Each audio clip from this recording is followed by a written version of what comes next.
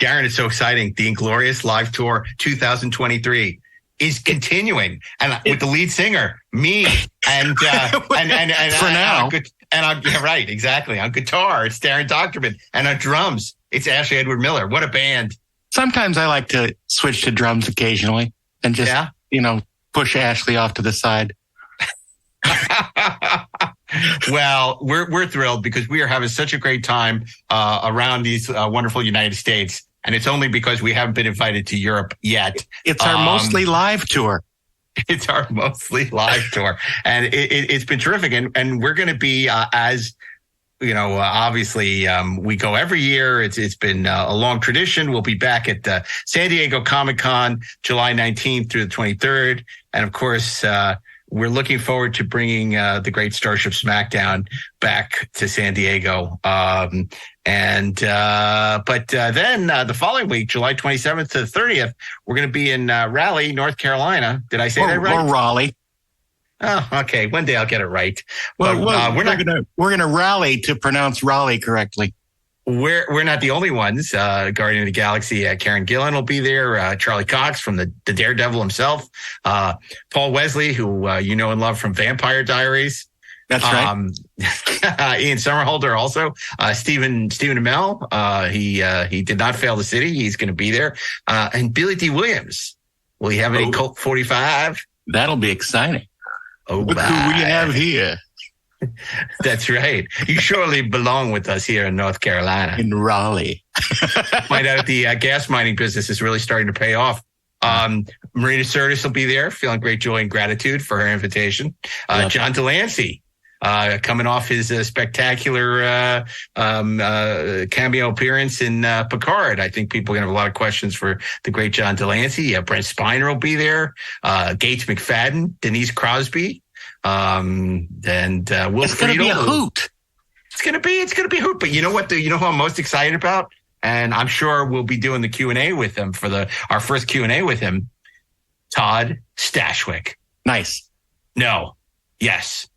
Yes. No. I'm therefore going anyway. We are. That's going to be great. He's hit the convention circuit big time, and I think people are really excited to see him. So I know we are. And he's selling T-shirts. Is he? I think so. Okay.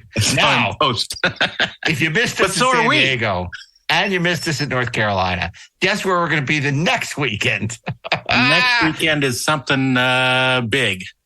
Yeah, it is. It's the 57-year mission convention in Las Vegas, Nevada, with our friends at Creation Entertainment. August 3rd through the 6th. That's going to be a big one. Yeah, that's going to be big because I think there's a lot of excitement about Star Trek after Picard season 3. So people are going to be there and they're going to be excited. Hopefully, it would see all these. I can't even begin to list everyone that's going to be there. It's quite a bit of people. But I'm trying to arrange some karaoke time. What? Yeah. What are you talking about? You know what I'm talking about. Karaoke time. I'm trying to get involved with some karaoke with people we know. Oh, okay. I just got it. Okay. And then the following month, we're going to be in Austin, Texas, the great Austin, Texas. Don't mess with Texas. September 1st to the 3rd. Once again, Ashley Miller will be joining us, and the great Jonathan Frakes will be there, along with many other members of the cast. Our favorite person, another great Galaxy Con. Yeah, and Bill Shatner, of course, will be there. Giancarlo Esposito, Brett Bassinger from Stargirl, Chris Sarandon from Fright Night. Nice. And I don't know how I'm going to not get away with not bringing my son, because Matt Lanter, who plays Anakin on the Clone Wars, and James Arnold Taylor, who plays Obi-Wan, are both going to be there. I think Isaac is going to be demanding. I demand it, that I bring him to Austin. We'll see what happens. I just want to keep walking by the Obi-Wan actors booth and just say, hello there. Just keep doing it all weekend. That sounds great. Well, if you want more information about any of these conventions or Columbus, Ohio, December 1st through the 3rd, go to galaxycon.com, galaxycon.com. where you can find out more of these great GalaxyCon conventions. If you're interested in San Diego, comiccon.org. And, of course, creationent.com for Las Vegas, Nevada. We hope to see you at one or all of these shows in the coming months.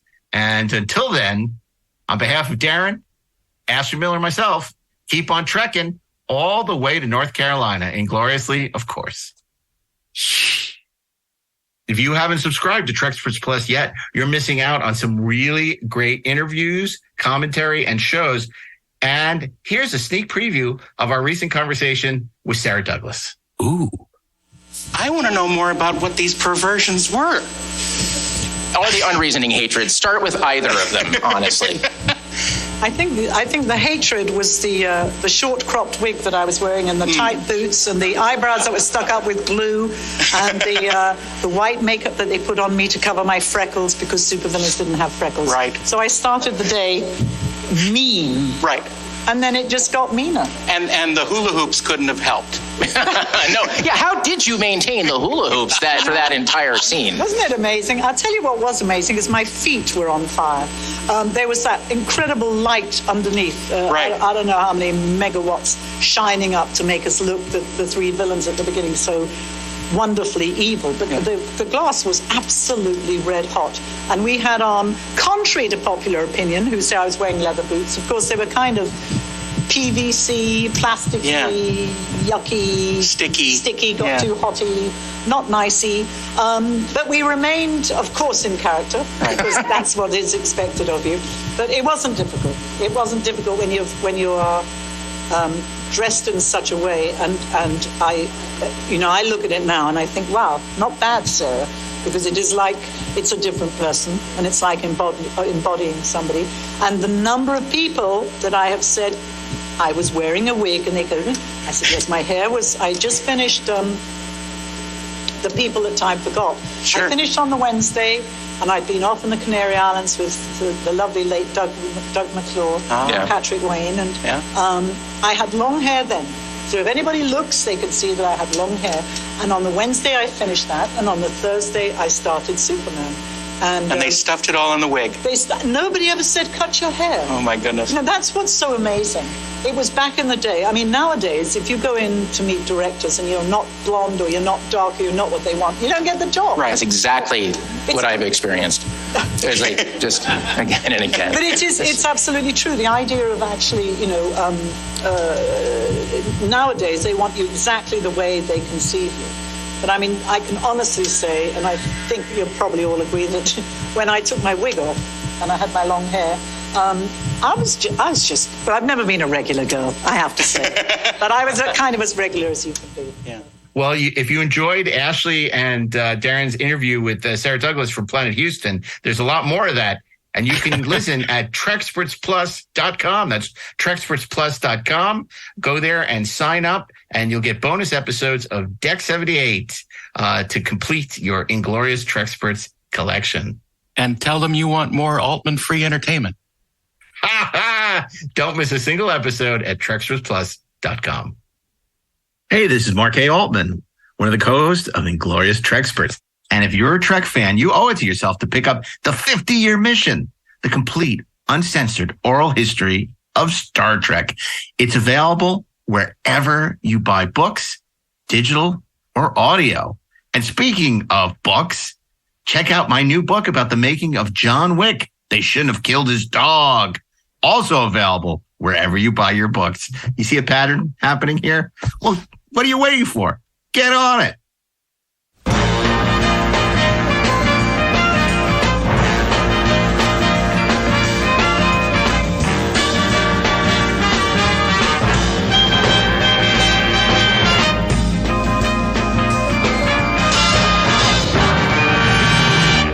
Hey, this is Mark A. Altman, and welcome to the 4:30 movie. And this is a very special week, Teach Your Children Week. And it's such a special week. It's such a special week that in addition to your regular 4:30 movie host, Steve Melching. Hello. I got a permission slip to do this episode. Darren Dochterman. That's another hour in detention for you. Ashley Edward Miller. I am sick of your foul language. your crude behavior, and your sluttish manner, Mr. Altman. And of course, I am Mark Altman on Thursday. And this Friday, we're bringing in the substitute teacher. We got a very special guest, writer, producer Michael Narducci, and 430 movie superfan. He's a super fan of the podcast, who, in addition to being a former football player, showrunner, producer for such series as the originals, Superman and Lois, The Crossing, Medium, and the 4400, is also a former teacher. Former high school teacher. I'm not a temp. I'm a sub for today. Okay, let's go. Okay. All right. Fantastic. And I have to say, I'm so glad we're doing this, because it feels to me, this is such an underappreciated profession. And it feels these days that there's a war against teachers. I mean, we're looking just recently, there was a principal in Florida who was fired for showing Michelangelo's David to his students. There's the list of banned books is growing every day. Librarians are treated like gangsters. And these are such an important part of educating our kids, of making sure people are well educated, inspiring a whole new generation of learners. And I'm so glad that we can honor teachers by curating a fantasy theme week of great movies about teachers and professors, because even academia is under siege from people criticizing academia, whether it's elementary school or colleges.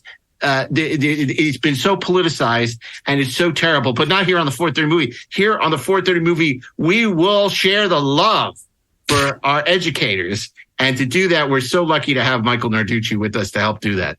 I feel like this speech will be played in faculty lounges throughout the land, Mark. That was really heartening.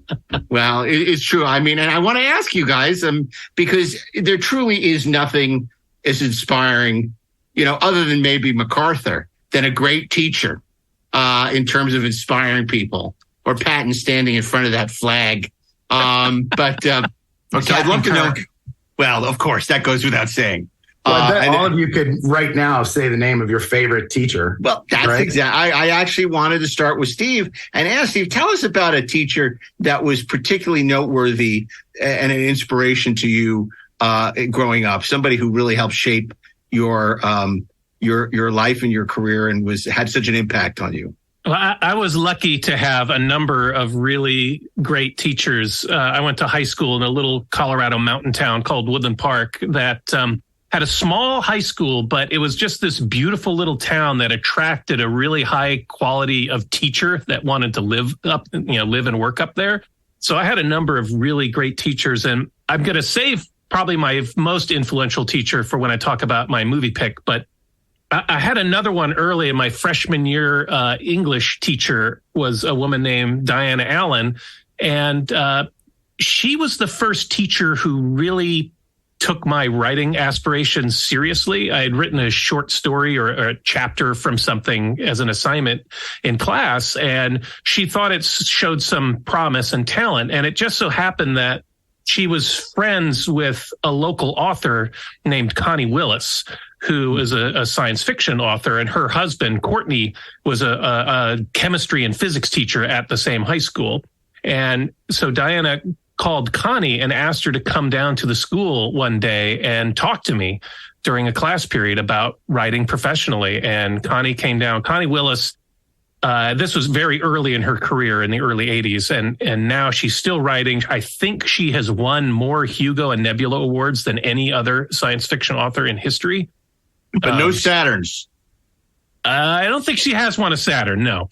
But she's a lovely woman. Her husband's a fantastic chemistry teacher, and she came down to the high school and sat with me in the library and talked to me for a full class period about, submitting stories to publishers and writing and things like that. And it was, I wouldn't call her a mentor, but as someone who it was a very inspirational a moment. So I'll be forever grateful to both of them. She said one day that guy is going to write a Star Wars movie, and she was right. She was a big Star Wars fan, and we did talk about that. So it's cool. Tuesday, Darren, what about you? What's a teacher that really inspired you growing up? Well, when I was in, when we had just moved to Illinois, a suburb of Chicago, I had heard tell of this music and band teacher in the high school that was an absolute terror. And kids were afraid of him. Kids didn't like him. But the band system had been going so strong for the last 30 years because of him. It was one of the most successful bands in the area. So when I got into high school, I was determined to find out how this guy ticked. And I did. I got in the freshman band, and he was a little bit scary because he demanded so much of the students, and he wanted them to actually, practice and play the music correctly. But he also had a very, he was from Mississippi. He had a very sort of southern drawl to him. But he also was such a professional. He had conducted orchestras in Chicago for years. He had been leading groups all around town. He in the late 70s, he was the conductor for William Shatner's spoken word tour, and it was truly amazing. This man was Fred Lewis. It all comes back to Shatner. Sometimes it all wraps around to him, but Fred Lewis was his name. He's passed on now, unfortunately, but he had such a goal for everyone to do their best, and he was inspiring for that. And yeah, some kids didn't like him because they were slackers, but he inspired the bunch of us who wanted to please him and do our best. And I nearly became a musician because of him, and it sort of broke his heart when I said I wasn't going to continue on at the end of my senior year. But he was one of the most inspiring, and was the first teachers to sort of treat me like an adult and give me responsibilities and with that privileges. We had a key to every door in the high school because we worked on the band crew. So did I, but I was not supposed to. I almost got thrown out of high school for that. I had it?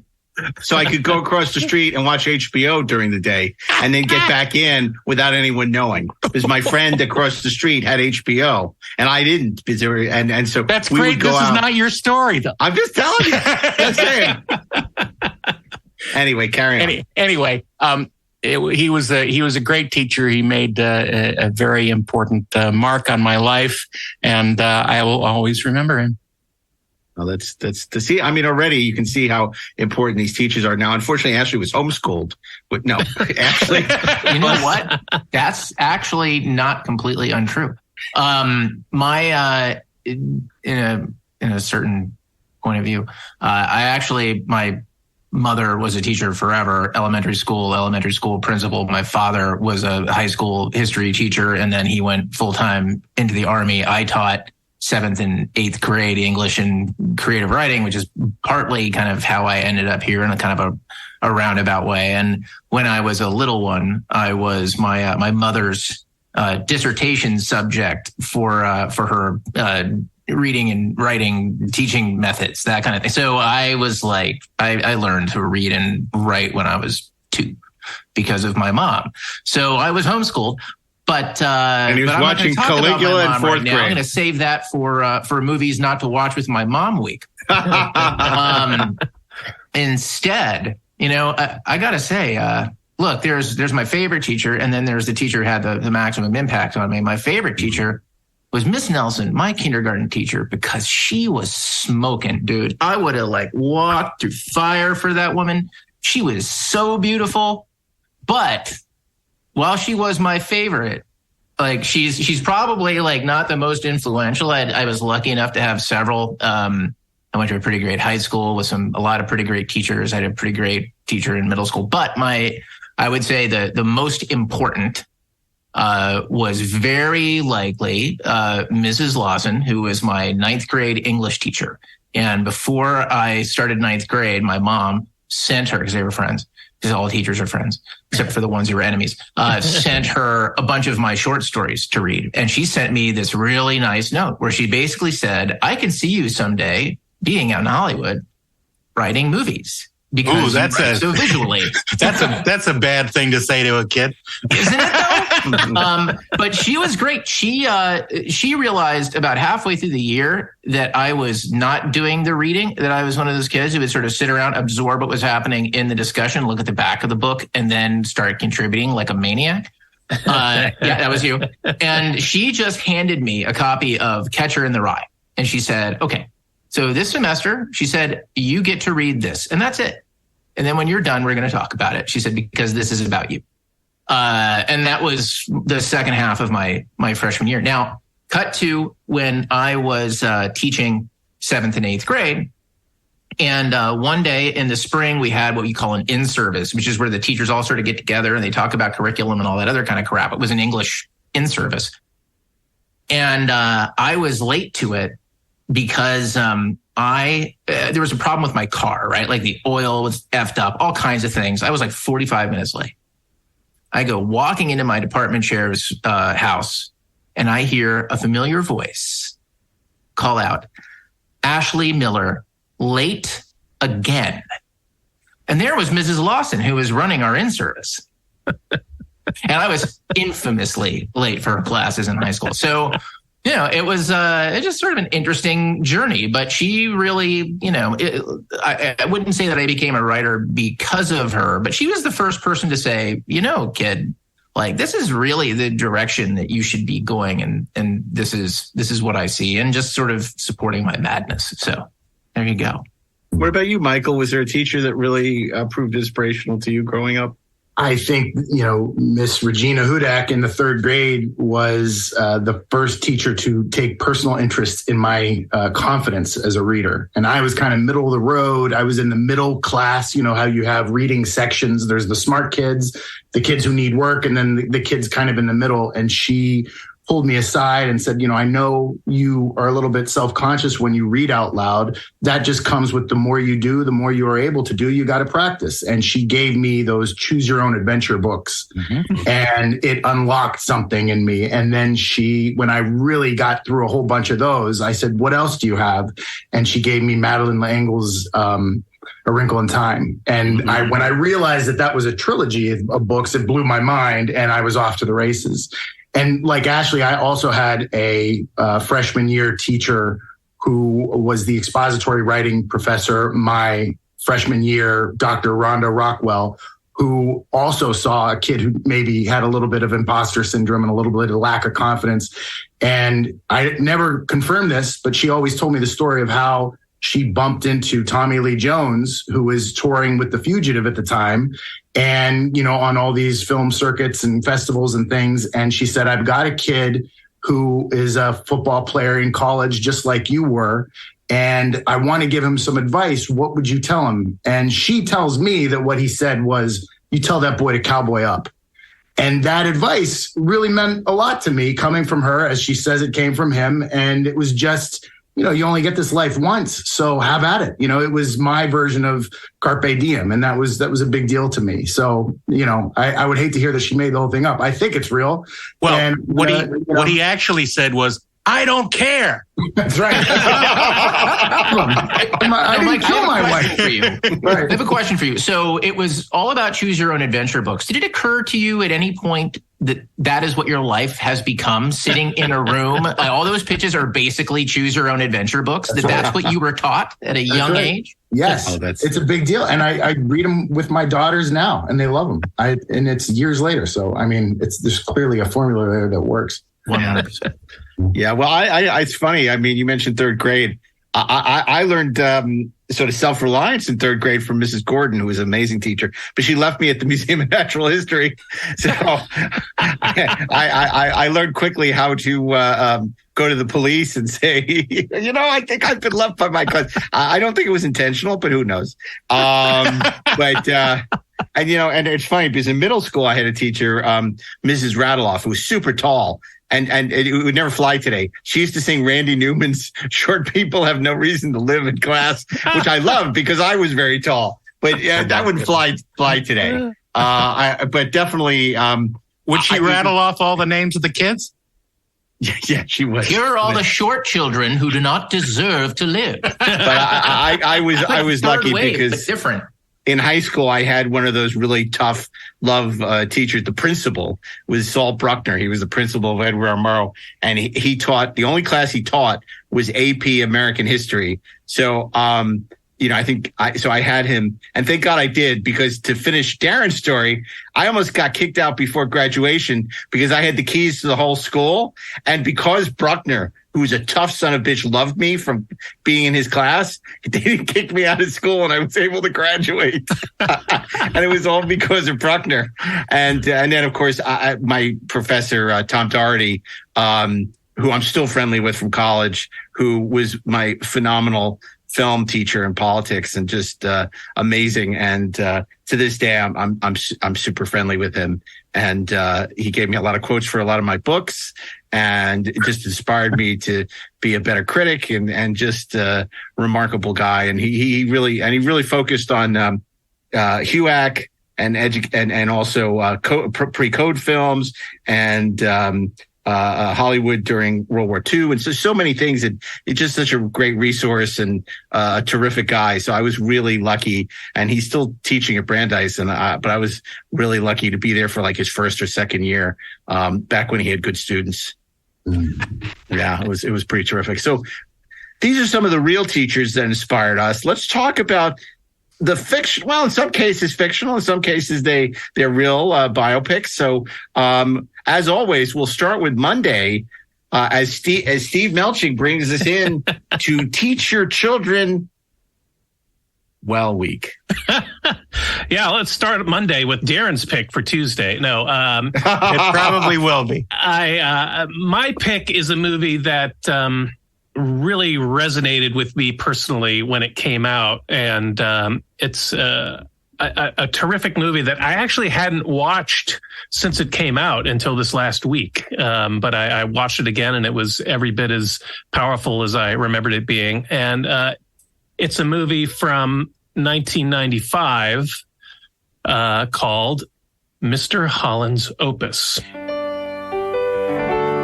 Glenn Holland had a lifetime of plans to write a symphony. That's what I wanted to do with the rest of my life.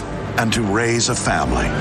Radio City Music Hall is proud to present Coltrane, Gershwin, Holland. But before he can fulfill his dreams, we should do nothing but compose music and become famous. He'll have to face the music.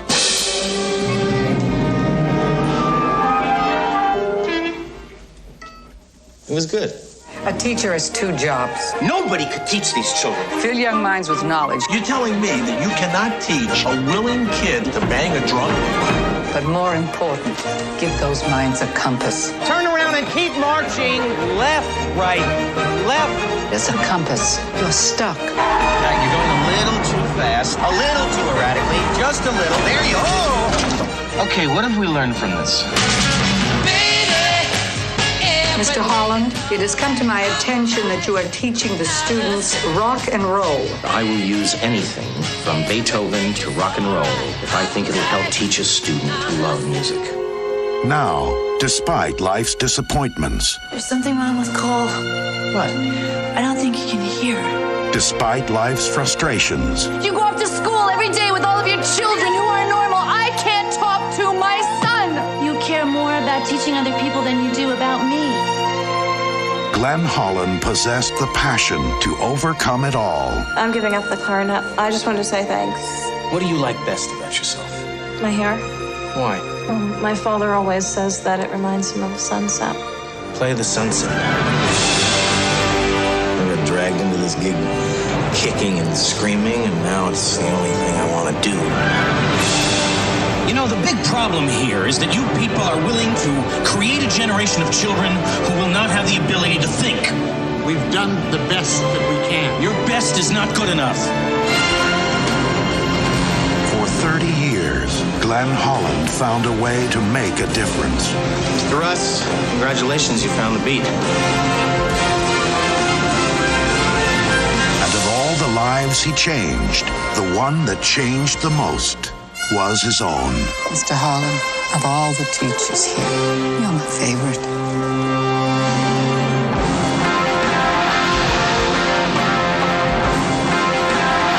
Mr. Holland's opus. No, that's not your pick. That's not my pick. Oh, good. Oh, I thought for sure what I that was your guessed pick. too. So Mr. Holland's opus, for those of you who may not have seen it or remember it, is a movie directed by Stephen Herrick, who had at that point had directed Critters. And Bill and Ted's Excellent Adventure, yeah. and The Mighty Ducks. It was written by Patrick Shane Duncan, who probably was best known for writing 84 Charlie Mopic and Courage Under Fire, sort of based on his Vietnam War experiences. He was nominated for a Golden Globe for the screenplay to Mr. Holland's opus. It had music by Michael Kamen, the legendary composer. And of course, it starred Richard Dreyfuss as the titular Mr. Holland. Dreyfuss was nominated for an Oscar for Best Actor for that performance and also the Golden Globe. Also starred Glenn Headley as Mrs. Holland, Jay Thomas, the comedian, as the coach at the high school. Olympia Dukakis was the principal at the school. An early performance by William H. Macy as the vice principal and later principal at the school. And then as starring as some of his students were Alicia Witt, who we talked about recently. We remember from Dune. Terrence Howard, who went on to star in Crash and Hustle and Flow and Red Tails and a ton of other stuff. And Damon Whitaker, who was Forrest Whitaker's brother, playing one of the students, and Forrest Whitaker playing an adult version of his brother later in the film. Lies, deceptions. So this is a movie that it resonated with me because it's Richard Dreyfuss plays a composer, and his dream is to compose symphony, great music. And circumstances force him to take a job teaching high school, and he doesn't really want to do it. He thinks it's just going to be a short-term gig to earn a little money and then enable him to take some time off and compose his great symphony. And of course, he comes to learn that the lesson that life is what happens to you while you're busy making other plans. And he spends the next 3 decades getting deeper and deeper, more and more deeply involved in the school and his students, and learning how to become a great teacher. And it touches on so many great, sort of teaching moments. It deals with, the cultural changes that are going on in our society. It starts around the time of just after the Kennedy assassination, and it goes into the 90s. So there's a lot of great changes in the student body and just the culture of our country. It also talks about what is appropriate for the classroom. He gets into some trouble when he's trying to teach his students to appreciate music by introducing rock and roll to the curriculum. And some of those teachers, especially William H. Macy, think that's just not appropriate at all to teach kids this devil music.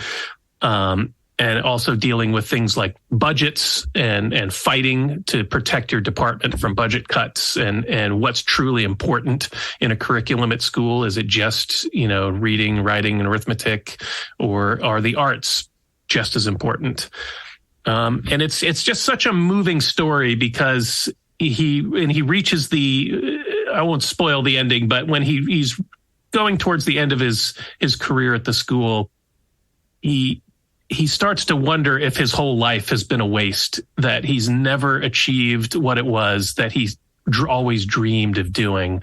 And he comes to learn that he had such a tremendous impact on just these generations of students that went through, and realized that maybe he did make a difference in the world after all, just not in the way he was expecting. And I just thought that's a beautiful story. And it resonated with me personally because, like Darren, probably my favorite and most influential teacher was my high school band teacher, Craig Harms, who was probably kind of the opposite of Darren's teacher. He was a young guy, but just full of energy and wanting to make his mark. And his father was also a band director, and he came to our little mountain town determined to make something of our little band. And he had a champion marching band at his previous school, and he somehow got our turned our little high school wind ensemble into a state champion marching band within 2 years. We placed last summer at band camp. Yeah,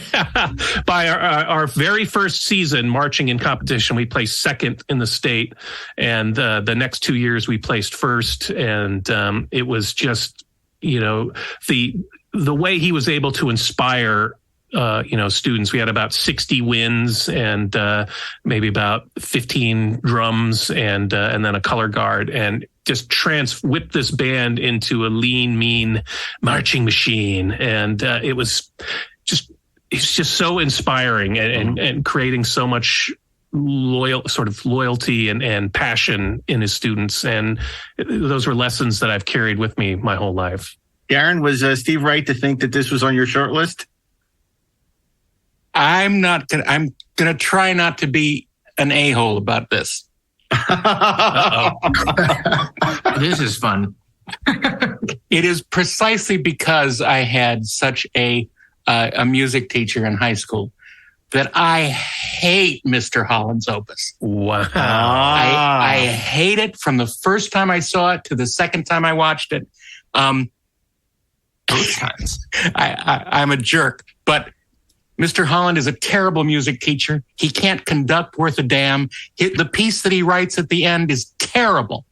And all these students succeed in spite of him. I hate it. I hate it with a passion. I don't actively hate many things in the world of movies, but this is one of them. It's just so funny. It's words, Bones. How do you really feel? Darren hates people that make a difference in children's lives.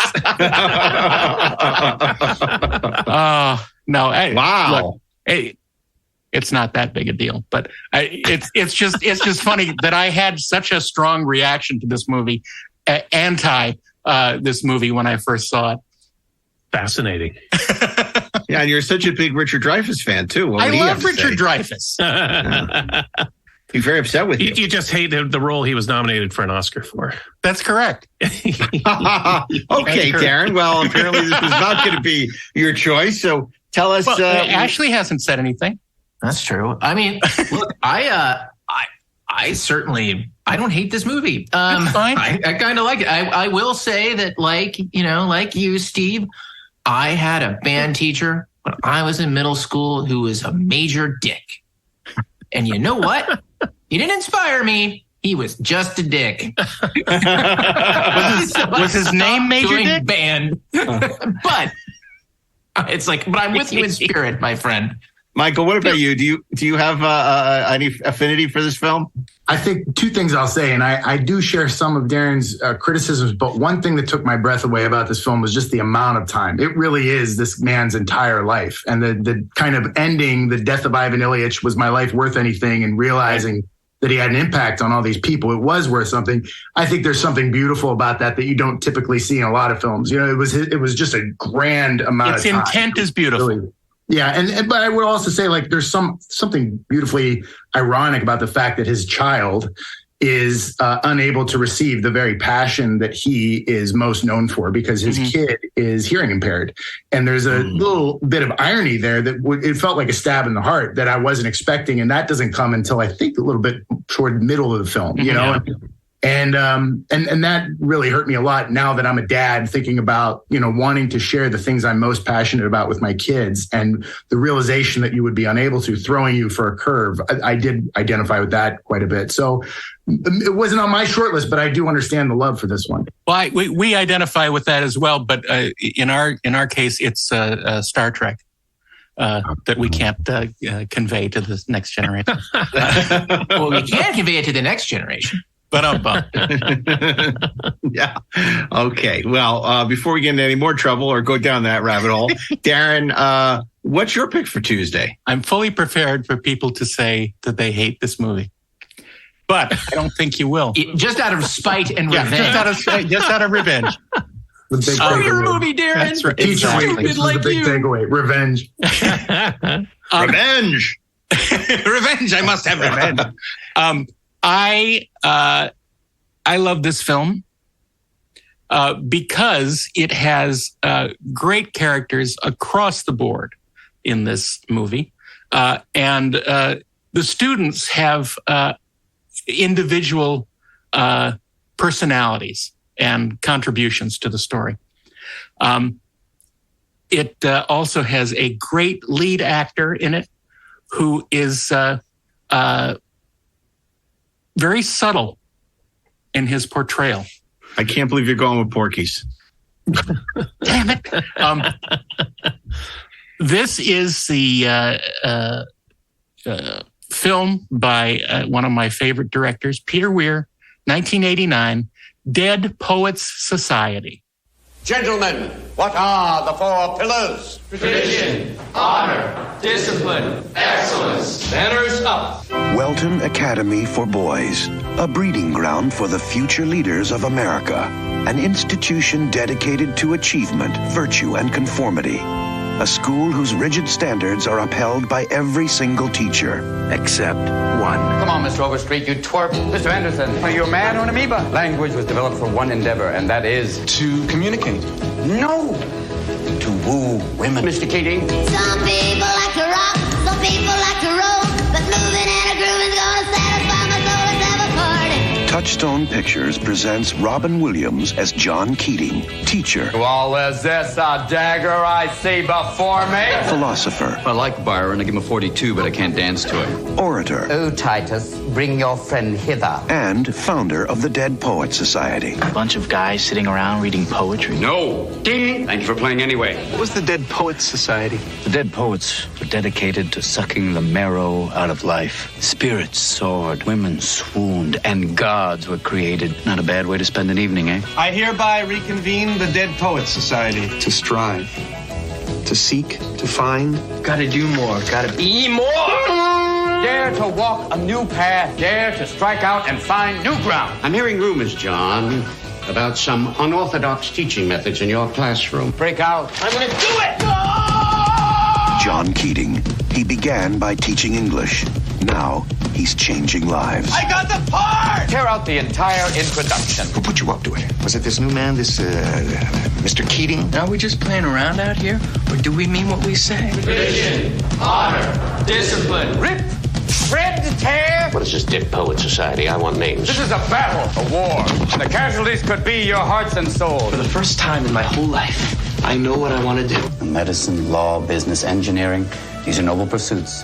Poetry, romance, love. These are what we stay alive for. That's beautiful. Sit down, Mr. Anderson. Sit down. What the hell is going on here? Seize the day. Touchstone Pictures presents Robin Williams as John Keating. He was the inspiration that made their lives extraordinary. Dead Poets Society. Robin Williams gives an amazing portrayal of a young teacher who basically is starting his career, trying to mold the minds of students who are in exactly the same place as he was just a few years previously. He does it through his love of literature and poetry, and tries to indoctrinate them into the secret society of loving life. And it is a beautiful story. It is a tragic story for what happens to a couple of the students in the group, and it's a sad story for what is done to him in terms of the machinations of the educational system, frowning at actually teaching students anything. So I highly recommend it. It is beautifully directed, beautifully acted. It has an amazing score, and you will be in tears several times throughout the film. Dead Poets Society. Oh, Captain, my Captain. That's right. I'm so upset with you. I'm the kicking you marrow up out of to life. Admiral because Carpe diem. I was going to pick this, and now I have no pick. I do have big picks. I got the first two picks right. I just had them in the wrong order. Right? I know, right? Me too. But I think it's a great pick. It's a wonderful movie. It's certainly, it's funny. That was the era. Disney had 3 labels. It was Disney, and then they had Hollywood Pictures, The Sphinx That Stinks, because everything they put out under that label was awful. Now, Touchstone had this reputation as being cheap and lame most of the time. And most of the time it was the label that was kicked off with Splash. But occasionally they'd have something really special, and Dead Poets Society was one of those. It's interesting because that was a film that was going to be directed by I think it was Jeff Kanu, who was a big commercial director. Right. And Robin Williams was not interested in doing the picture with him. And so they brought in Peter Weir kind of at the last second. And it's such a perfect film for him. And of course, this was Peter Weir right after Mosquito Coast and before, and after Witness. And he was just on fire doing all these fantastic movies. And it's terrific. And so many young actors that got their start. Ethan Hawke, Robert Sean Leonard, right? Yeah. Robert Sean Leonard. Yeah, I think. Yeah. So, it just is really, talk about celebrating great teachers, and also the pushback you can get from the community when people don't approve. I don't approve of your methods, when they don't approve of and it's sad because there was nothing more that he wanted to do was to inspire people, the love of literature, the love of learning. And I think that's something that unfortunately is under siege right now. So this movie is more relevant than ever. And we have the wonderful reappearance of Clarence Boddicker as the villain. Yeah. that scene where he walks in and he says, "Bitches, leave." And they're all doing coke. And Robin Williams is there. Too soon? I don't know. And Robin says, "I'll see you at the party." This movie was just a monster hit when it came out. It was one of the biggest films of the year at the box office, incredibly successful. And, Peter Weir is one of my favorite directors, and it's a terrific movie. And I remember the summer it came out, I was working on a short film that starred Ethan Hawke and Dylan Cussman, who were both in the cast for this. So we would ask them about filming the movie. But yeah, it really is a terrific movie. The scene where he kind of gets down on his knees and all the kids are huddled around him and he says, law, medicine, these are noble pursuits, but poetry, art, this is why we are alive. I mean, how is that just not burned into your skull forever? It's just one of the best moments. Right. Yeah, it's funny because Touchstone was doing stuff like occasionally when they would have these solid singles or doubles, like Down and Out in Beverly Hills or Stakeout 1, not Stakeout 2.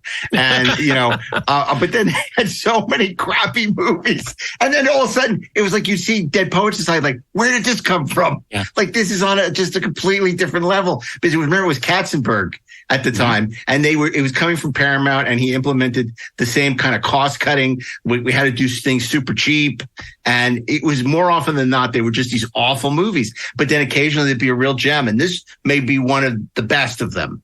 Yeah. Yeah, I think it was an original screenplay too. I remember the Tom writer, Schulman, Tom Schulman, came down to USC that summer and talked and did a scring and talked about it. Wow. From the original obviously writer, universally acknowledged by there's nobody here who's Mr. Holland's opusing it. From the original writer of What About Bob? Speaking of Mr. Holland. Yeah, and I love when you went up to Richard Dreyfuss at GalaxyCon and reminded him of your work on What About Bob and how pleased he was to and how I made fun of his laugh.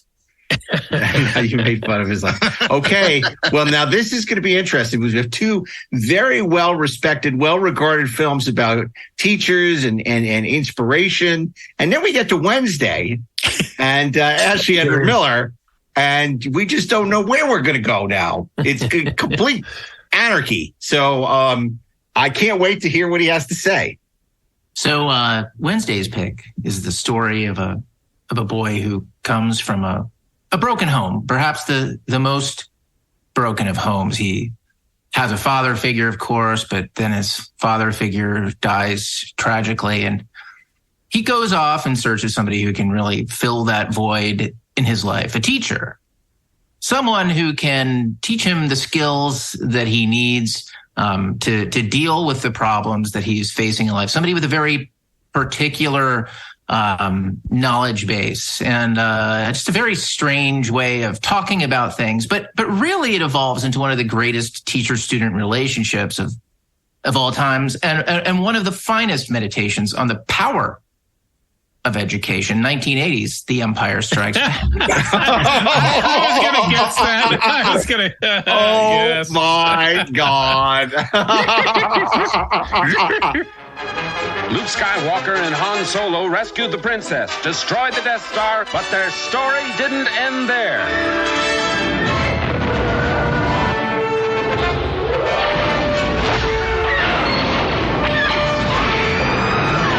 Now, the creators of the biggest smash hit of all time bring you the next episode in the Star Wars saga, The Empire Strikes Back.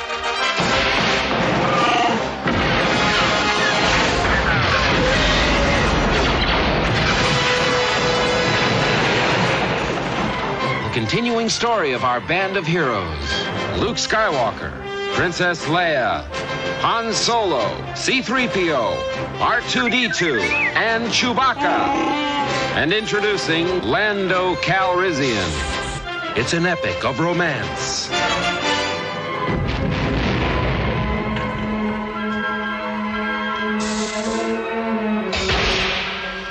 of heroes and villains,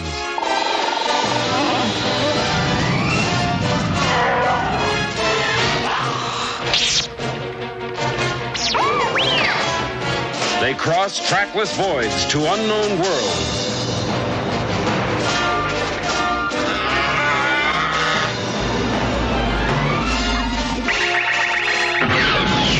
A galactic odyssey against oppression.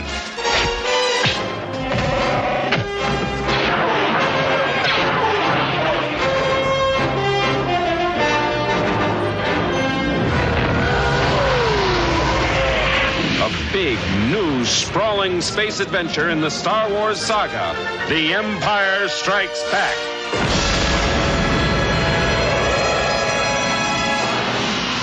Coming to your galaxy next summer.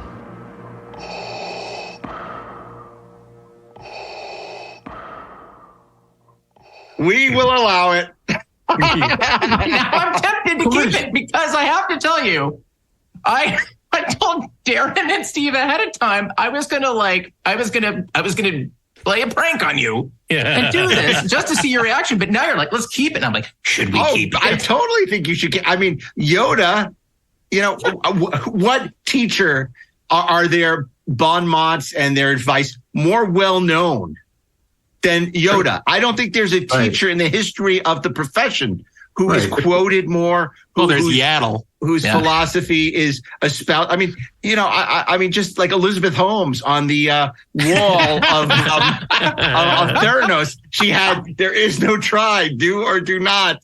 I mean, it's like, it's everywhere. I mean, it's Yoda is probably the most inspiring, influential teacher of all time. Well then screw it. I'm going to keep The Empire Strikes Back. By God, it's like we've got a winner for Wednesday. That's just silly. That's a Valentine's Day movie. And totally. That was the whole joke.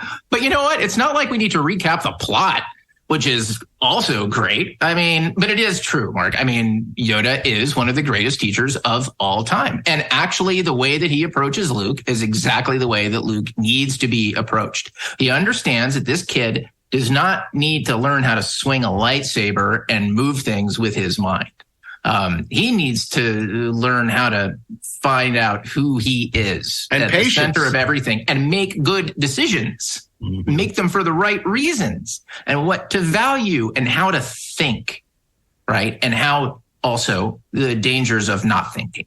He needs to find out who he is by Yoda not telling him who he is. That's right. And sure Yoda's wrong about everything. But by God, he's a great teacher. He is. And the thing about Luke is he is in the context of this movie, I want to say he's a great student in the sense that he internalizes all of the lessons that Yoda gives him. And then he goes off and he does whatever the hell it is he's going to do. But he gains wisdom from it. Like by the time we get to Jedi, he understands like that. Oh yeah, that's what I was warned about. By the end of the movie, actually, he understands that's what I was warned about. That was the final exam. Of course. And I survived it. I didn't pass it. I survived it. Just playing devil's advocate here. Darren hates The Empire Strikes Back. I For the record, I was not going to keep this movie. This was a joke, but now we're here. I thought it was a great pick. I actually thought you might pick it. I literally, the Wednesday off the grid. I'm sorry, Darren. Let's think about the lessons that Yoda is teaching Luke. A Jedi's strength flows from the Force. This is kind of like first day stuff, isn't it?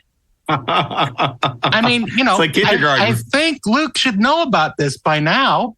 Anger, fear, aggression, those lead to the dark side. We know that. So does Luke. Does he? Do you think that the cave situation, I don't want to spoil it for anyone.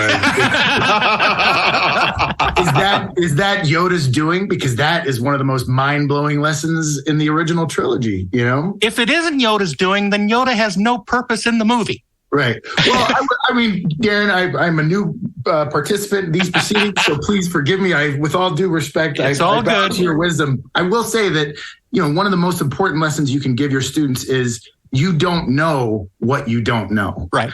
And by approaching Luke as this little, imposter swamp being who's, that's fine. That is the first, you can't judge a book by its cover. And Luke completely fails. Luke fails of everything. Yes.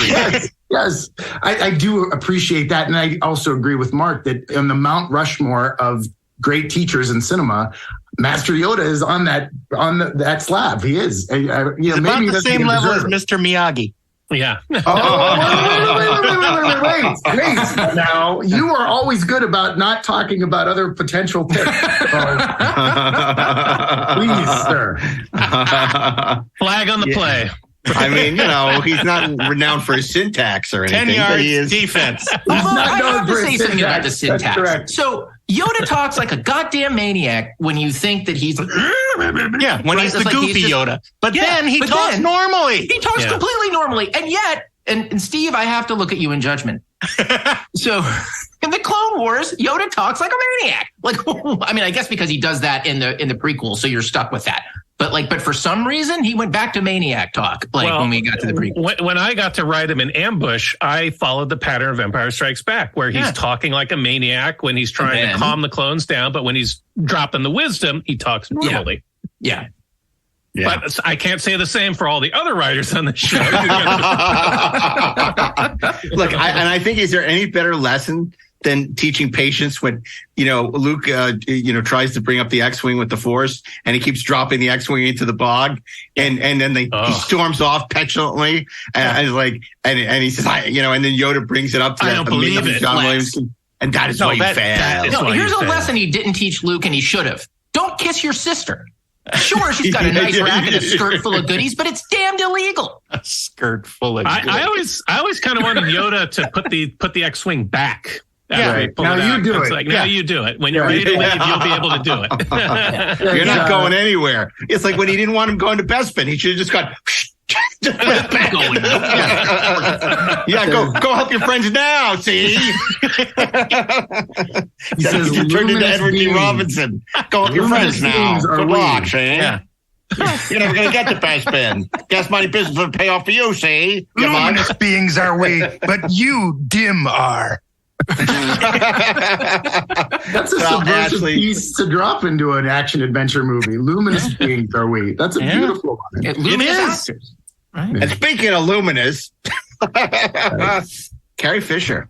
Oh my! Yeah. I thought you were talking about yourself. I thought that was the transition into Thursday. Yeah, that's crazy. Carrie Fisher getting her star on the Walk of Fame this week. Indeed, and well deserved. Boy, for so many reasons. A great actress, a great writer, great personality, and a Hollywood legend. The daughter of Debbie Reynolds. I mean, so much. And she died, way too young. And I've told this story before. I'll never forget being backstage at New York Comic Con and driving on a cart. And Carrie Fisher gets on, sits next to me, and I'm like, I can't believe I'm sitting next to Carrie Fisher, and I'm like, should I talk to her about Hannah and her sisters? And because I wasn't going to tell you, and she just throws glitter at me and throws glitter at everyone. And then I got off the cart and I went back to see a bunch of people, and they said, "Oh, dude, you got glitter all over you. You should wash your face." I said, "This is Carrie Fisher's glitter. I'm never going to wash my face ever again." The star of Hannah and her sisters, and When Harry Met Sally. Anyway, so okay, Thursday. Well, first of all, wow, I'm kind of shocked we are, because this is not where I expected to be at all. I had Dead Poets Society ready, and then I had as a backup, thankfully, I had Woody Allen's Irrational Man, starring Joaquin Phoenix and Emma Stone, which is Strangers on a Train meets Match Point meets Crimes and Misdemeanors. However, I can't pick that because you guys let me go up the middle. You left it open for me. You all know what I'm going to pick. This is the most predictable pick. I'm shocked. But of course, we've picked, I think, twice now in the 4-3 movie. But for Teacher Week, I cannot possibly ignore The Paper Chase. Harvard Law School, Cambridge, Massachusetts. Since its founding in 1817, it has produced 75 United States senators, 200 congressmen, 11 Supreme Court justices, and an undetermined number of dropouts and breakdowns. That's just a screamer, man. Screams every Friday and Sunday night at exactly 12. This is James T. Hart, class of 76. He has a birth certificate, a driver's license, a high school diploma, a draft card, a college degree, and he's about to spend 3 more years of his life chasing another piece of paper. Loudly, Mr. Hart. Fill this room with your intelligence. I haven't read the case. 20th Century Fox presents The Paper Chase. All that stuff about grades is true. You gotta work like hell. We use the Socratic method here. They're just grades, Kevin. You come in here with a skull full of mush. It's a number, it's a letter, but it determines salaries and futures. Professor Kingsfield? Yes? You want to get drunk? That is the most intelligent thing you've said today. There's no guarantee that we're all going to be here in the spring. Some of us might have nervous breakdowns. One more word out of you, Anderson, and I'll lock your head in your attaché case. What did you say? The Paper Chase. Every guy in this house almost flunked out the first year. It's not too hard to see why. They had broads on the brain. Well, do you mind? There's someone following me. Just to the corner's all right. I'll walk you home. I'm telling you, Hart, the worst thing a law student can do is get involved with a girl. I haven't been working hard enough since I've been seeing so much of you. And it's all my fault, is that what you're saying? Why didn't you tell me you were Kingsfield's daughter? Our relationship has changed. It certainly has. I feel like an intruder. Not in his bed, but in his study. Oh my God, he's back. Listen, get your hands. So what did he say? Well, he just said he hoped it wasn't a law student. The Paper Chase. I found something. There's a room above the stacks where they keep all of the actual notes the professors took when they were law students here. I want to see the notes. I want to see Kingsfield's notes on contracts. I shall be irrational. Panic has descended. Oh my God! Oh my God. What have you been doing in this room? What do you mean, flunk me? Mr. Hart, here's a dime. Call your mother. Tell her there's serious doubt about your becoming a lawyer. Look, he's got you scared to death. Oh, you're going to pass because you're the kind the law school wants. You'll get your little diploma, your piece of paper that's no different than this, and you can stick it in your silver box with all the other paper in your life. You are a son of a...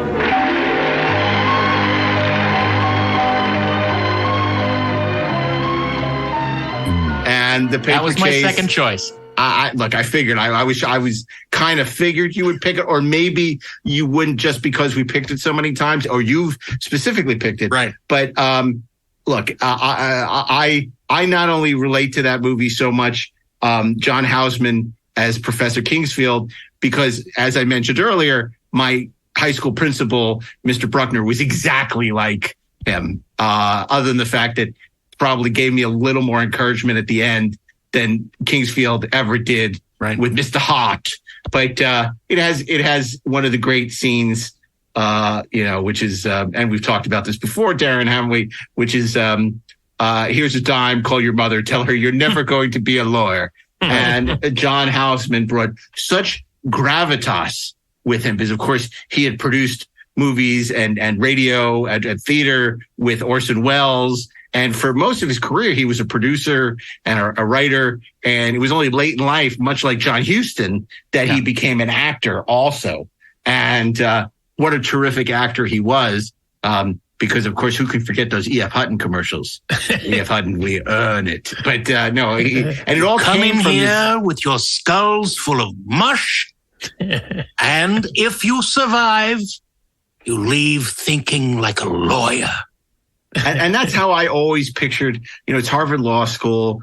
And it's like you go in and no one is encouraging you. No one is inspired. Like it's forcing you to push yourself because he wants the approbation of this teacher, which he's never going to get. I mean, it's heartbreaking at the end. He says, you changed my life.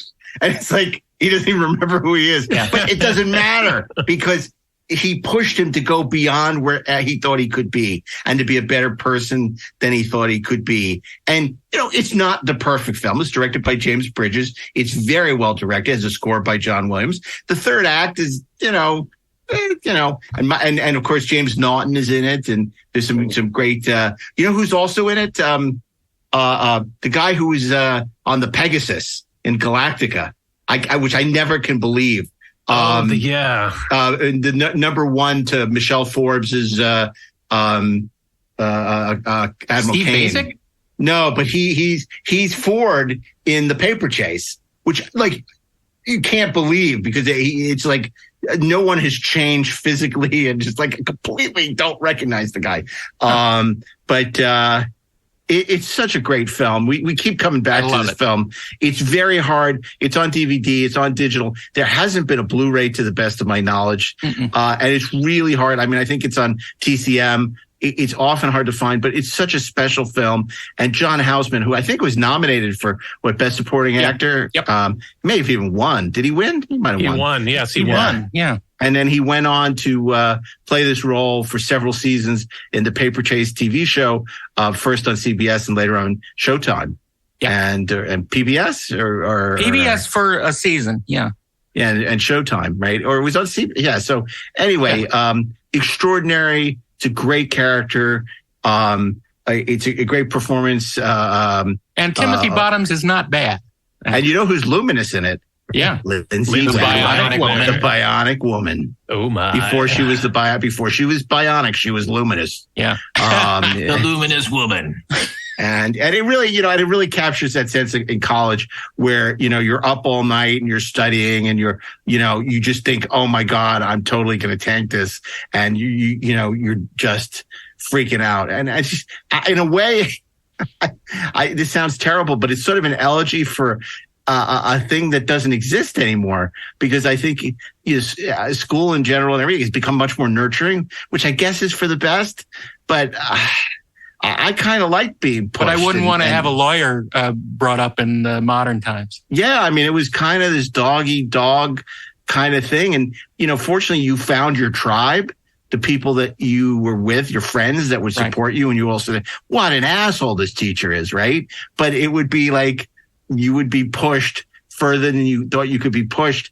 And if you were successful, you would push back and be successful. Yeah. And I know that kind of is out of vogue. It's now considered kind of bullying tactics, but I don't know. I've had teachers like that, and I felt it was very, they were great. And I just love this movie, and I love that character. And, well, those teachers really kept you on your game. I mean, this movie captures that terror of being in the classroom and not wanting to get called on and put on the spot. And I think we've all had teachers like that. And sometimes it can just be mean, but other times, they force you to make sure you do the reading. And then you come in prepared because you knew that was a risk that you would get called on. When you not make be a kiss ass. I had a professor who would literally take the kids who would just kind of repeat back to him the things that he would say. And the trick worked every time. he would lead them down the primrose path, allow them to believe that they were just saying the argument that he was going to say.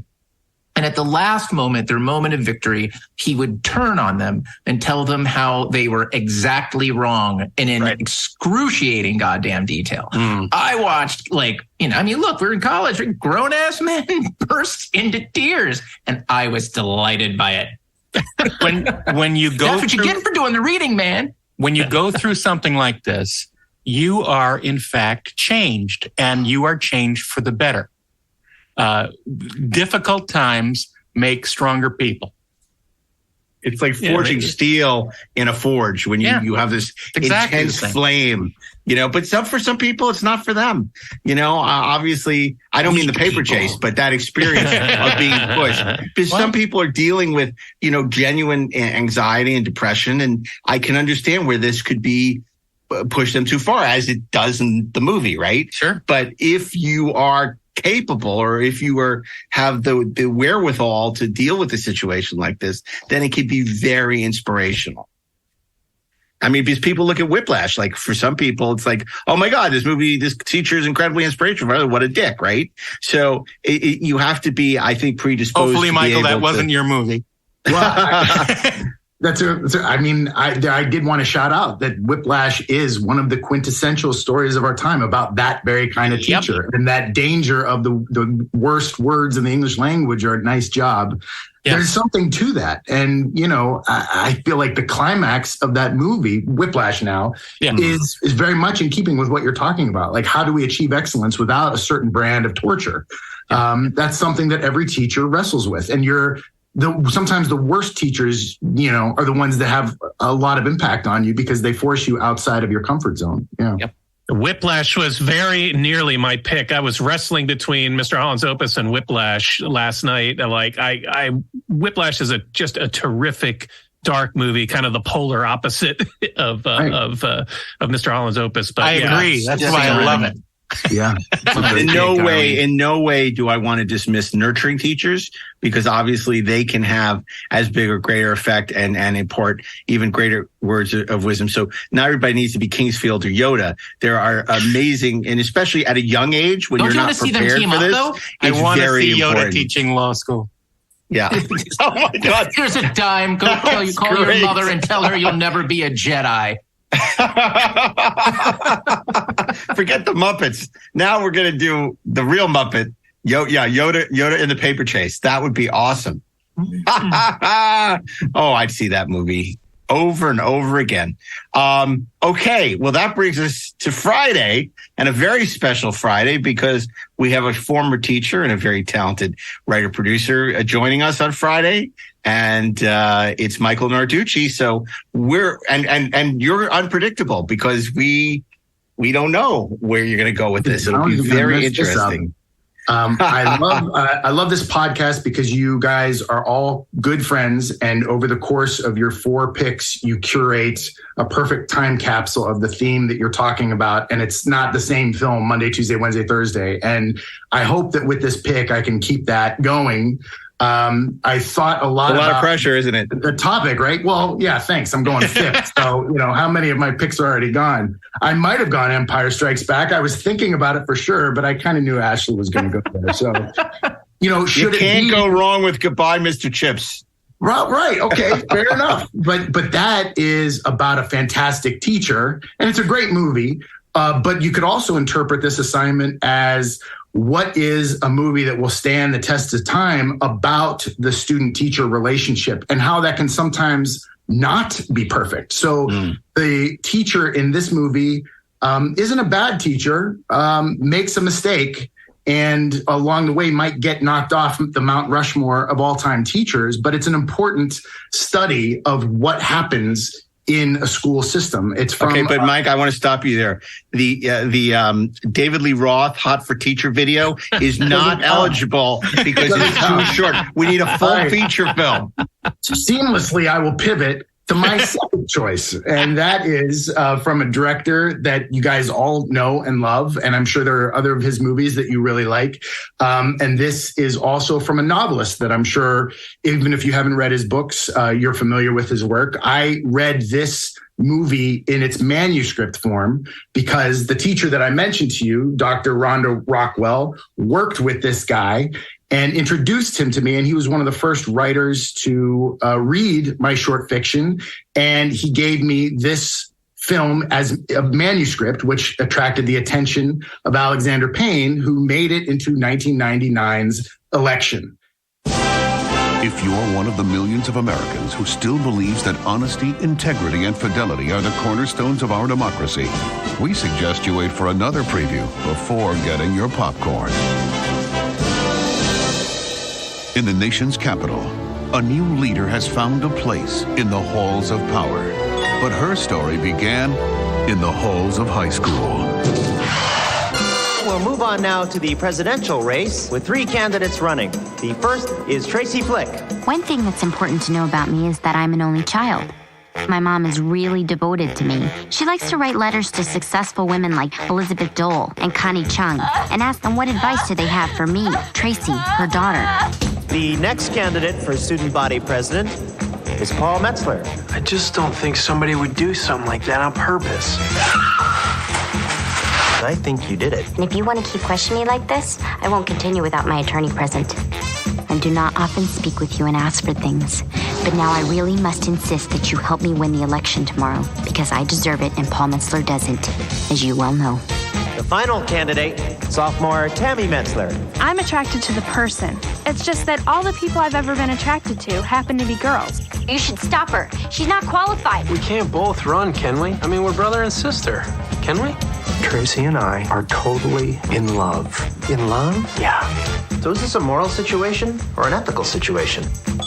When I win the presidency, that means you and I are going to be spending a lot of time together. Cast your vote for Tracy Flick next week. You won't just be voting for me. You'll be voting for yourself. Who knew how high she would climb in life? I had to stop her. Excuse me! Will you please be quiet? Now. Paramount Pictures presents an MTV Films production. Order! Order! Starring Matthew Broderick, Reese Witherspoon. Hey, what happened to your eye? What happened to your eye? Are you okay, Mr. McAllister? I'm fine. On the road to greatness. Never underestimate an overachiever. Looks like you could use a cupcake. Election. Cast your vote. Or don't vote at all!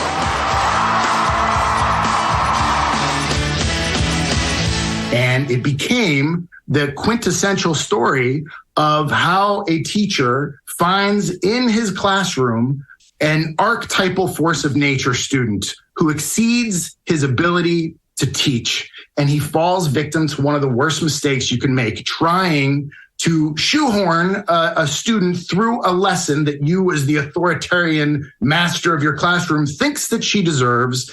And along the way, you completely screw up and actually lose touch with the very things you are known for, which is being a teacher who tries to instill some sense of justice and ethics and morality into your students. And he completely loses himself by trying to teach her a lesson.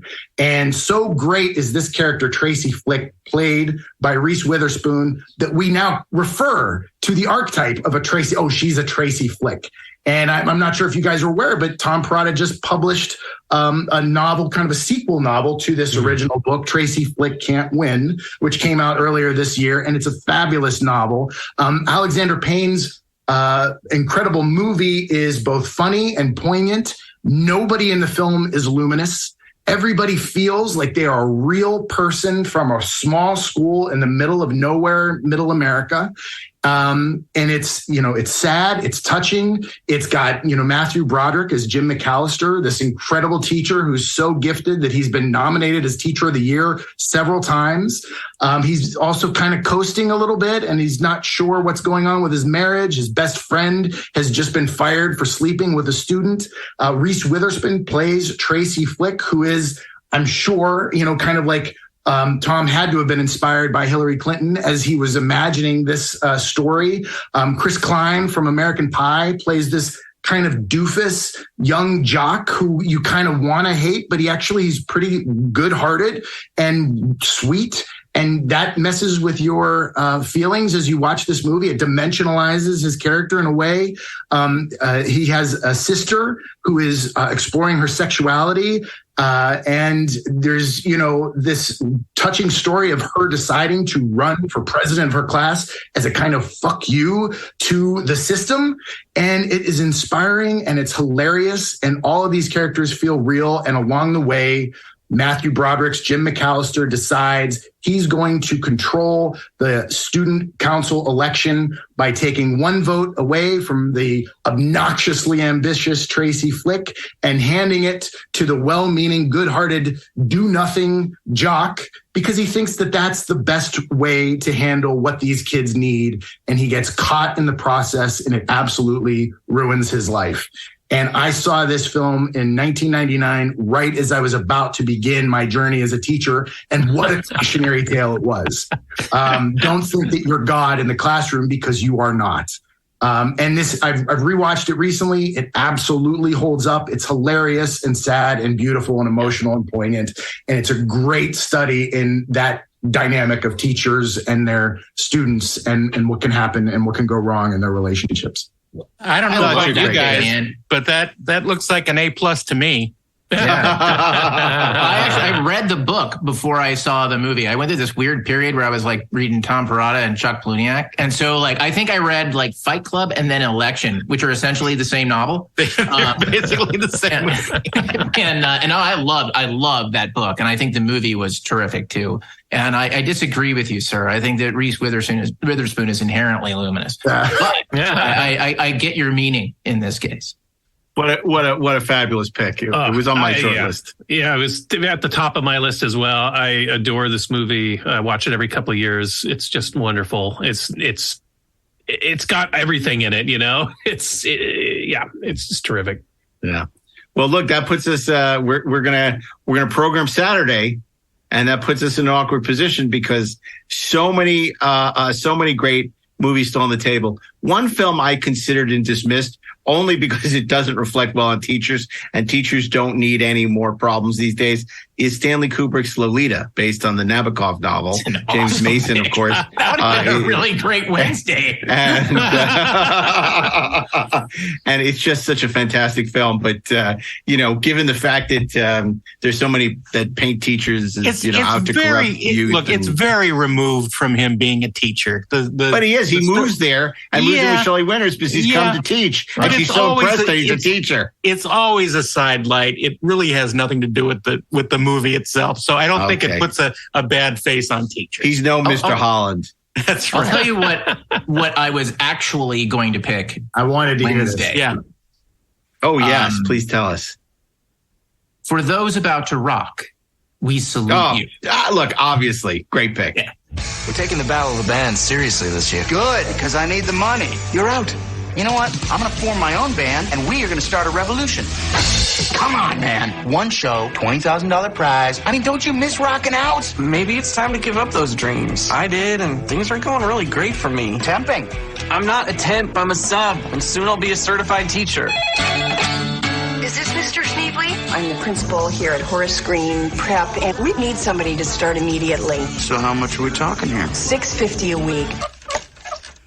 Hello, this is Ned Schneebly. Everyone, I'd like to introduce Mr. Schneebly. All right, look, I've got a hangover. Who knows what that means? Doesn't that mean you're drunk? No, it means I was drunk yesterday. I heard you in music class. You guys can really play. Why didn't anyone tell me? I think it's time we started our new class project. Rock band. Can we tell our parents? No! Lead guitar, Zack Attack. On bass, Posh Spice. Keyboards, Mr. Cool. Drums, Spazzy McGee. You three, groupies. So who do you like? Christina Aguilera. No. Puff Daddy. Wrong. Liza Minnelli. Oh, what do they teach in this place? We have a red alert. It's Mullins. To your positions! E equals MC squared. Oh. If from now on you could just stick to the curriculum. Is she always like that? Except for the time she got drunk. She did a Stevie Nicks impersonation. I love this song, Stevie Nicks. You know what? I would love to take the kids to a concert. But you guys have a policy about field trips. Maybe we can make an exception. Yes. Ooh, baby, ooh, ooh. Paramount Pictures presents. I don't think I can sing. They're gonna laugh at me. You've got something everybody wants. You've got talent. The story of a man who gave a class the power to break the rules. Who are they? They're my band. I know they're kids, but they're awesome. Just listen. And the inspiration. I pledge allegiance to the band. To rock. And if you wanna be a teacher, Jack Black. The School of Rock. I can sing. All right, Summer, belt it. Memory all alone in the moonlight. Stop. Okay, good. All right. That would have been a great pick. And I think we should seriously consider for Saturday. Yeah, it's an awesome movie. School of Rock is just it's terrific. Jack Black is great in it. He's hilarious. His relationship with the kids is great. His arc is great. You know, he starts off he lies his way into being the worst job in the school system, to be a substitute school teacher, and then turns his class into a band for the worst possible reason, but finds something in them. And it has one of my favorite quotes from a public school, from a teacher movie, I guess that's a genre, ever. When he's having that, the parent teacher night, and he says, "I've touched your children, and I think they've touched me too." It's perfect. I love that movie. It's perfect. Mike White of White Lotus. This is, his kind of early chops as a writer. Yep. Richard Linklater, who's, phenomenal, a god of cinema. And this is maybe a studio version of Richard Linklater, but it's still amazingly directed. It's got some killer oneers that he had the brains to just hold on Jack Black during some of those crazy riffs that only Jack Black could do, because he loves what he's talking about. When he's just talking about the history of rock and roll, and you're going to do this and you're going to play it like this. Don't do that. Do this. I mean, that must have been him improvising. I mean, if not, he's just phenomenal. I mean, it was incredible. Yeah. And it's so funny. And it also, these kids who, have these passions and making it happen, a lot better than Flashdance. Like Fame. Well, Flashdance is another one. Flashdance. No, not Flashdance. Fame. Yeah. Fame. Fame's a great film from the great Alan Parker. Teacher student. Yeah. Mm-hmm. But the other one that I was thinking of is actually a series of movies in a row, highlighting Harry Potter. Perhaps the worst teachers ever. Harry Potter, yes. All these kids are in mortal danger every day, and the teachers apparently don't really care. So, there you go. That's why those teachers are paid more. And in the 90s, there was a series of films that kind of inspired this week. There was Stand and Deliver, Lean on Me, Dangerous Minds. I mean, there's a whole series of these kind of like, troubled inner city teachers who turn things around, and some are better than others. I mean, obviously, I really, Edward James Olmos, terrific in Stand Deliver. Stand by him. Stand Deliver. Lean on Me is terrific performance from Morgan Freeman. What's the one with Michelle Pfeiffer? Dangerous Minds. Yeah, and it's based on a true story. They're all based on true stories. If you go back to the 50s, you have Glenn Ford, The Blackboard Jungle, which was the original kind of iteration of that kind of film. Like, the urban jungle, it's tough. Like, who can forget Tom Berenger in The Substitute? Class of 1999. Right. Yeah, Belushi in The Principal. Well, let's see. Are we going to go with like Class of 1989 or Wild Strawberries, the Ingmar Bergman film? The Wonder Boys is wonderful. Wonder Boys was on my list. Yeah. Speaking of mortal danger, I probably should have continued my Arnold Schwarzenegger streak with Kindergarten Cop. Oh, yeah, that's a fun one. What an interesting movie, and that's an R-rated hardcore movie. Has all these fun kind of loosey-goosey kind of hysterical stuff with him teaching the kids, but then it becomes an Arnold Schwarzenegger movie where everyone's dying. And it's a very interesting. Ivan Reitman directed it. It's funny because the movie, and I think I've said this before, I had no interest in ever seeing, and we were doing the Schwarzenegger films at home because Isaac was a big Schwarzenegger fan, my son, and we watched it. I'm like, I don't know why I never saw this movie. This movie's pretty good. We touched on another movie briefly earlier, and that's The Karate Kid, which is, I think, one of the best student-mentor relationships ever put on film. Miyagi is just a wonderful teacher in that film. Well, he tricks Daniel, and it's about that need of the student to give away control so that the mentor can guide you. You might not think I need to do algebra. I'm never going to use algebra when I grow up, but doing algebra now will sharpen your brain on the stone of algebra so that someday you'll continue to have a sharp brain. And sand the fence, wax the car. Those are the things that he needs to do to get karate, and he needs to, trust his teacher. So it's a beautiful lesson. Yeah, Rushmore is less about teaching than about teachers, because of course Jason Schwartzman's in love with not even his teacher, but with a teacher, and Bill Murray is in love with the same girl, and it's a wonderful Wes Anderson film, just terrific. Can't say enough good things about it, but probably my favorite Wes Anderson film. But me maybe. Too. That Royal Tenenbaums for me, but I love Rushmore. Yeah, what I like about almost everything that we've said so far for Saturday is that it's a lot of the stuff is it's fun. I mean, if you think about how we your first blush response to, you want to do, movies about teachers, you sort of go to a very earnest place. And there's definitely a place for that, right? It's like, there is absolutely a place for Dead Poet Society, for Mr. Holland's Opus, for Stand and Deliver, for, for you name it, man. Like those are valid picks for this week. I just love that where our brains are going now is the fun stuff because it's fun in the sense that it's like it is getting to the relationship between the teacher and the student that goes beyond what is being taught or a teaching method, or isn't it inspiring that somebody reached somebody and kind of got them to do another thing. But if you look at like it just again with the Karate Kid, that movie is as much about Daniel LaRusso's resistance to education as it is about his education. And that's what makes it fun. Or, in School of Rock, like Jack Black's resistance to being a teacher, yet teaching anyway. Right. I mean, those relationships they're fun. Even though I think I'm one of the few people in the world that loves Michael Stuhlbarg and A Serious Man by the Coen Brothers, which I think is a terrific film. I'm so on the School of Rock train right now. I don't know about you guys, but I totally think what a great way to celebrate teachers. A guy who doesn't want to be a teacher, takes it for the worst possible reasons, and ends up finding how much he loves to inspire kids and how his passion for music translates into something from being very selfish to being something very noble.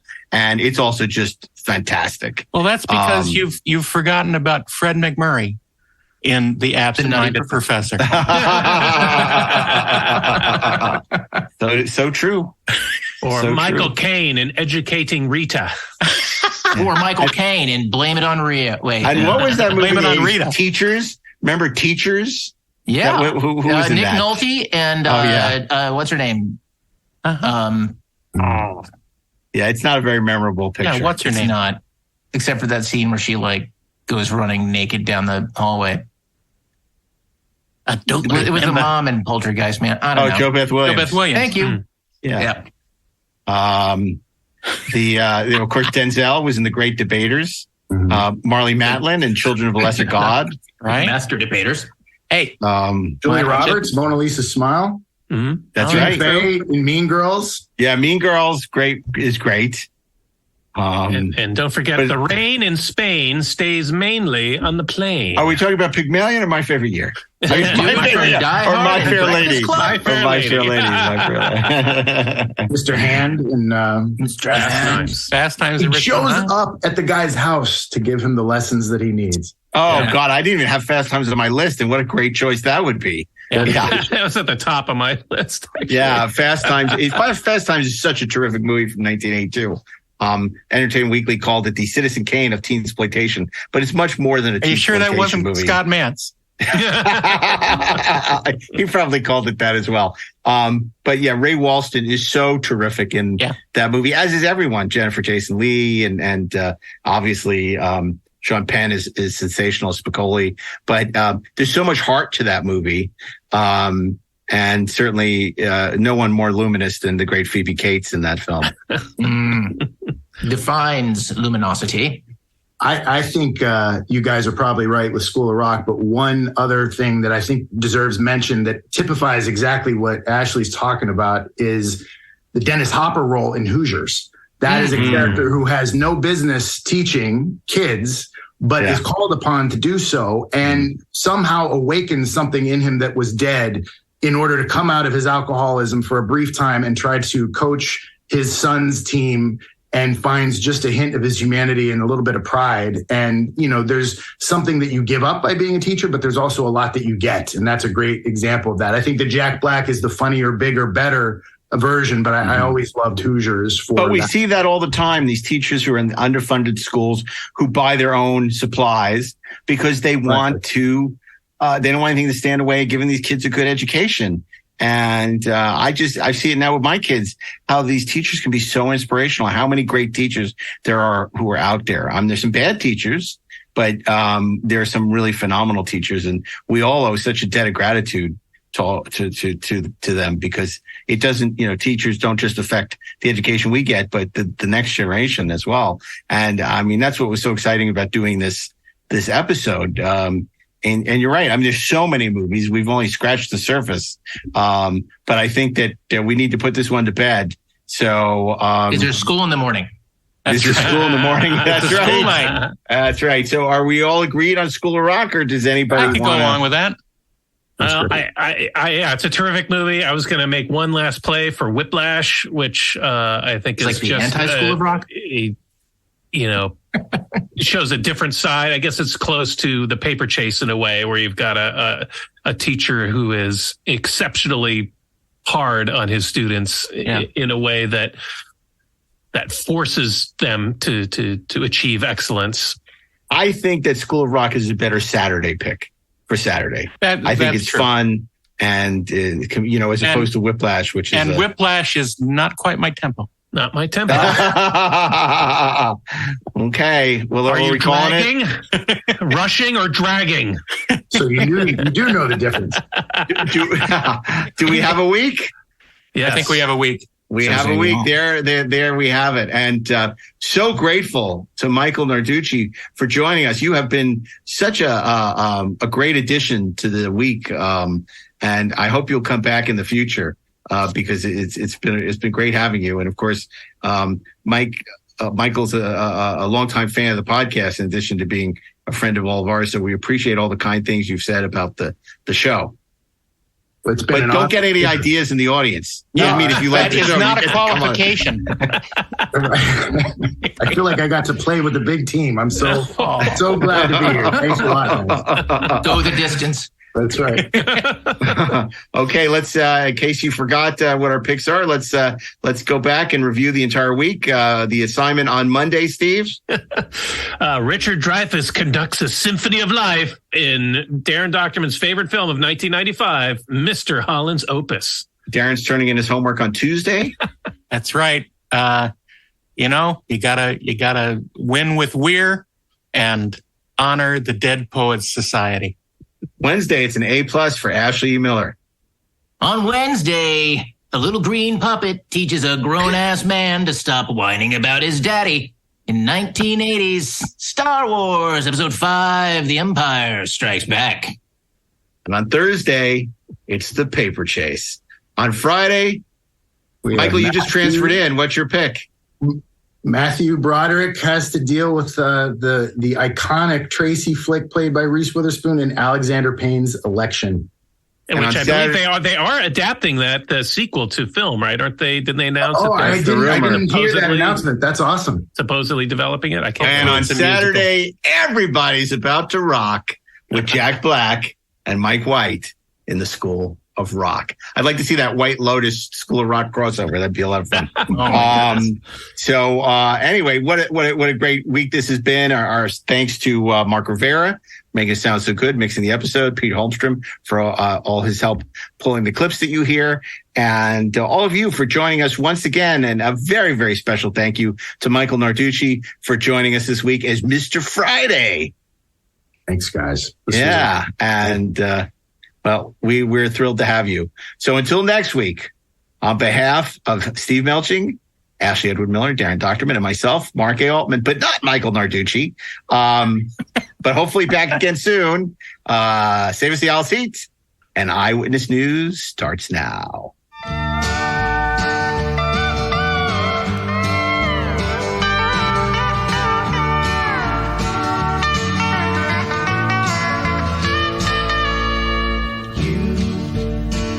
You are on the road, must have a code that you can live by, and so become yourself, because the past is just a goodbye.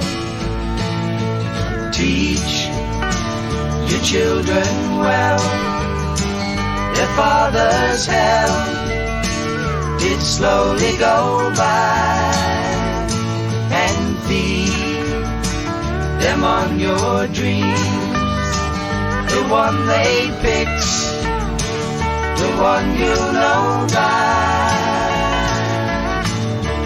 Don't you ever ask them why, if they told you you would cry, so just look at them and sigh.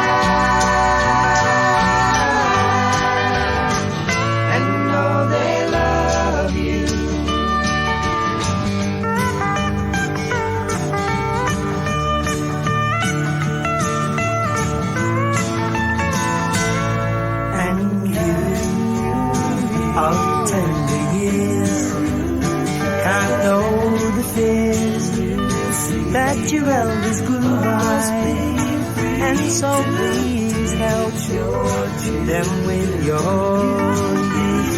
They see the truth before they can die. Teach your parents well, their children's hell will slowly go by, and feed them on your dreams, the one they fix, the one you know by. Don't you ever ask them why, if they told you you would cry, so just look at them and sigh.